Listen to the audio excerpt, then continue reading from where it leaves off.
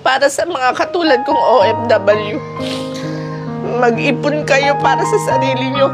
Huwag nyong ibigay lahat sa pamilya.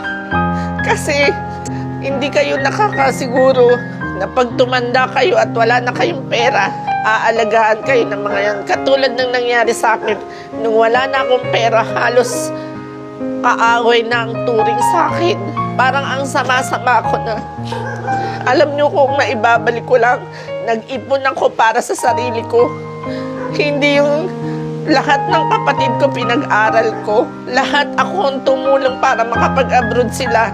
Gulang ko, tinulungan ko yan. Pero nung wala na akong maibigay, para na akong basura. Para sa anak ko, sana masaya ka.